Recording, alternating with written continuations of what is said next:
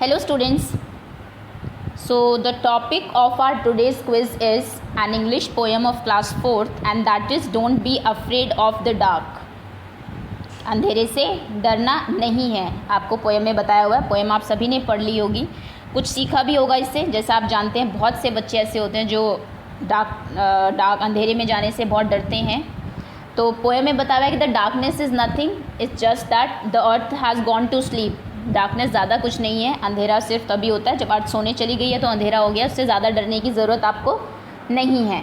Okay, तो चलिए test लेते हैं. आपका चैप्टर आपने कितने अच्छे से पढ़ा है, इसमें से कितने ग्रामर एंड ऑल ये सब पार्ट कितने अच्छे से समझा है आपने. Okay, so the first question. Before that जल्दी से अगर आपने अभी तक चैनल को सब्सक्राइब नहीं किया है तो वीडियो के नीचे राइट साइड में यहाँ पे आपको लिखा हुआ दिखेगा रेड कलर से सब्सक्राइब. आप उसको टैप कर दीजिए जिससे नेक्स्ट टाइम कोई भी वीडियो आए तो आपको पता लग जाए. So the very first question is, पहला क्वेश्चन है आपका, what is the poem about. ये जो पोएम है आपकी don't be afraid of the dark, ये किसके बारे में है? फियर ऑफ डार्कनेस, अंधेरे से डर के बारे में, फियर ऑफ घोस्ट, घोस्ट भूत जो होते हैं आपके उनसे डर के बारे में, या फिर फियर ऑफ एग्ज़ाम, जो एग्ज़ाम का डर होता है बच्चों का उसके बारे में. पोएम आपकी किस बारे में है? डार्कनेस के डर के, घोस्ट, फियर ऑफ घोस्ट, या फिर fear of exam. A, B और C, which option is correct? Very easy question. आपको पता ही है पोएम अगर आपने पढ़ी है तो किस बारे में पूरी पोएम में बात की गई है. Okay, so you all must have answer till now. So this is what the poem is about. इस बारे में है पोएम. आप बच्चे को देख लीजिए किस चीज़ से डर रहा है ये, अभी क्या है इसके चारों तरफ, यहाँ पर आपको दिख रहा होगा. ओके, चलिए let's move to the next question. Next question is, what does the earth do when the day is over. जब दिन ख़त्म हो जाता है तो अर्थ क्या करने चली जाती है? आपके ऑप्शंस हैं रेस्ट, काम करने, रेस्ट करने चली जाती है, इट रेस्ट, आराम करती है, वॉक्स, काम करती है, या फिर सिंग, गाना गाती है. दिन के ओवर होने के बाद क्या करती है? जो आपको पोएम में बताया हुआ है उसके अकॉर्डिंग आपको बताना है. रेस्ट करती है, आराम, वॉक, काम करती है, फिर सिंगिंग, गाती है रात को. The earth. ओके, आंसर कर दिया होगा आपने. So this is what the earth do. यहाँ पर ये जो बच्चा अभी कर रहा है ये काम करती है अर्थ when the day is over, जब दिन आपका ख़त्म हो जाता है उसके बाद. Okay, next question is, who is the poet of this poem. ये जो पोएम है आपकी don't be afraid of the dark, इसके पोएट कौन है? आपके ऑप्शन हैं A, William Shakespeare, B, William Blake, या फिर C, Ruskin Bond. A, B या फिर C, William Shakespeare, William Blake या फिर रस्किन बॉन्ड. अगर आपको नहीं पता तो इसका हिंट यही है कि आपको जहाँ पे आपकी पोएम है उसके नीचे राइट साइड में लिखा होता है आपका पोएट का नाम. आप वहाँ से देखिए आंसर कर सकते हैं. लेकिन नेक्स्ट टाइम के लिए आपको लर्न भी करना है इसको कि कौन है आपके, जितने भी पोएम्स है आपकी बुक में सभी आपको पोएम्स भी लर्न होनी चाहिए और उनके पोएट्स भी लर्न होने चाहिए. तो बताइए, विलियम शेक्सपियर, विलियम ब्लेक और Ruskin bond. Okay, next question. Next is word building. ये आपकी एनसीईआरटी से ही लिया गया है क्योंकि वहाँ पर भी आपको दिया हुआ है वर्ड बिल्डिंग. आपको वर्ड बनाने हैं, दो वर्ड्स को जोड़ के एक नया वर्ड बनाना है. वाटर प्लस फॉल क्या होगा आपका? रेन प्लस बो, ये क्या बनेगा आपका? ब्रेक प्लस फास्ट क्या होगा? Very easy question. जैसे मैं कहूँ दो वर्ड है आपके, फुट मतलब पैर प्लस बॉल, तो इससे आपका नया वर्ड बन जाता है फुटबॉल. इंग्लिश में बहुत सारे ऐसे वर्ड्स हैं आपके जो दो वर्ड्स को ऐड करके तब बनते हैं.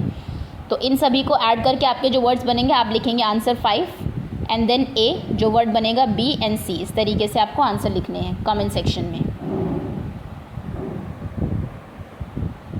Okay, next question. Next is match the following with their opposite words. आपको इनको उनके ऑपोजिट वर्ड के साथ मैच करना है. फर्स्ट इज़ वॉर, लड़ाई, लाइट, आप जानते हैं एनिमीज़, दुश्मन. इधर है ए, फ्रेंड्स, दोस्त, पीस, शांति, डार्क, अंधेरा. तो कौन किसका ऑपोजिट है? यहाँ पर आप ऐसे लिख सकते हैं आंसर 6. आप चाहे तो सीधा आंसर भी लिख सकते हैं, वॉर ऑपोजिट सामने लिख दीजिए वॉर का, या फिर आप ऐसे भी लिख सकते हैं आंसर 6 ए किसके साथ मैच होगा? 1, 2 या फिर 3, जो भी आपको लगता है सही है. आप सामने लिखेंगे बी, कॉमा करके बी जिसके साथ मैच होगा 1, 2, 3 वो लिख दीजिए, एंड सी जिसके साथ भी मैचिंग होगी इसकी. जितने भी ऑपोजिट्स हैं सारे ही बहुत इजी है, मुझे लगता है 1st 2nd के स्टैंडर्ड्स के हैं ये. तो चलिए, war, light and enemies, friends, peace and dark. Okay, next. Actually इस वीडियो में क्वेश्चन नंबर 4 मिसिंग है, तो 4 का स्पेस आप छोड़ देंगे, 4 को छोड़ दीजिए। आप चाहे तो क्वेश्चन एज इट इज़ भी लिख सकते हैं, 5 का आंसर एंड 6 का आंसर, या फिर आप इसको एज क्वेश्चन नंबर 5 भी ट्रीट कर सकते हैं। ओके, चलिए आगे आते हैं। Next question is right the full form of following words. जैसे आप जानते हैं बहुत सारे वर्ड्स हैं, सपोज करिए मैं लिखती हूँ इजंट, तो एक्चुअली ये जो वर्ड बनता है ये आपका इज़ नॉट, इन 2 वर्ड्स को की शॉर्ट फॉर्म है इजंट, वॉजंट, है ना, ये वर्ड्स आपने पढ़े होंगे। तो इनकी बताइए फुल फॉर्म क्या है? Didn't, must not, shouldn't.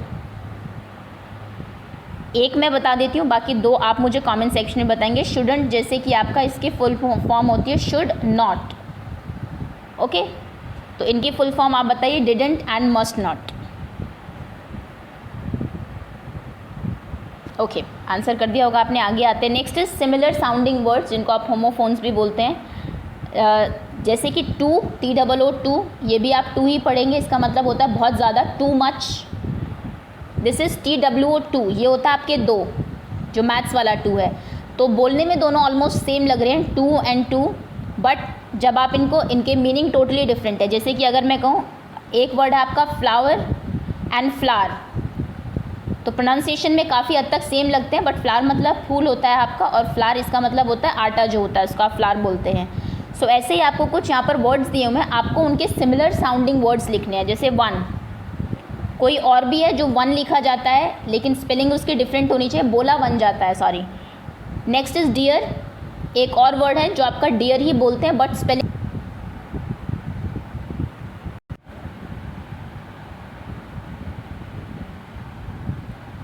Sun, SON, सन, जो आपका एक और है जो सन ही बोला जाता है, बट उसकी स्पेलिंग डिफरेंट है, मीनिंग भी टोटल डिफरेंट है। तो इनके आपको सिमिलर साउंडिंग वर्ड्स लिखने हैं।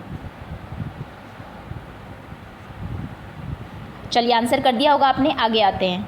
Next is fill in the blank, ये आपकी पोएम की एक लाइन है, ये ब्लैंक फिल करना है आपको इसमें।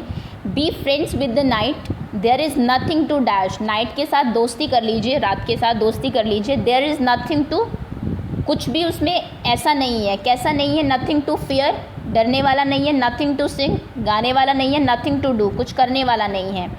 तो अगर आपने पोएम पढ़ी है और आपको लर्न है पोएम, तो डेफिनेटली आपको इसका आंसर आता होगा। Be friend with the night, there is nothing to dash, nothing to fear, nothing to sing, nothing to do. Okay, answer कर दिया होगा आपने। आगे आते हैं। Next is identify the pronoun. Pronoun आपको पता होंगे, जो वर्ड्स आपके नाउन की जगह यूज़ होते हैं उनको हम प्रोनाउन बोलते हैं। जैसे Ram is a boy, he is very smart, तो ही जो है यहाँ पे राम इज़ वेरी स्मार्ट की जगह ही यूज़ हुआ है, ये आपकी प्रोनाउन है। तो बताइए इस सेंटेंस में क्या प्रोनाउन है? दिस इज़ सुनीता, ये सुनीता है। शी इज़ वेरी इंटेलिजेंट, ये बहुत इंटेलिजेंट है। तो क्या प्रोनाउन है आपकी? सुनीता, इंटेलिजेंट या फिर शी। इन ये जो 3 वर्ड्स हैं आपके, इसमें एक आपका नाउन है, ये आप बताएंगे कि नाउन कौन सी है। एक आपकी प्रोनाउन है, प्रोनाउन तो आप खैर आंसर करेंगे ही। And the third one is adjective. Adjective होते हैं आपके डिस्क्राइबिंग वर्ड्स जो होते हैं, जो कि नाउन को या प्रोनाउन को डिस्क्राइब करते हैं। तो बताइए कि इन तीनों में आप मुझे तीनों का ही आंसर करेंगे कमेंट सेक्शन में। जो 3 आपको दिए हुए हैं इसमें से बताइए नाउन कौन है, प्रोनाउन कौन है, एडजेक्टिव कौन है। Okay, so you must have answered. So that's all. ये आपका चैप्टर था, don't be afraid of the dark, अंधेरे से डरना नहीं है। तो होपफुली आपको चैप्टर समझ में भी आया होगा, और नेक्स्ट टाइम जो उसने आपको सिखाया है वो आप अप्लाई भी करेंगे, अंधेरे से अब से नहीं डरेंगे। Okay, so that's all. Thank you so much for watching.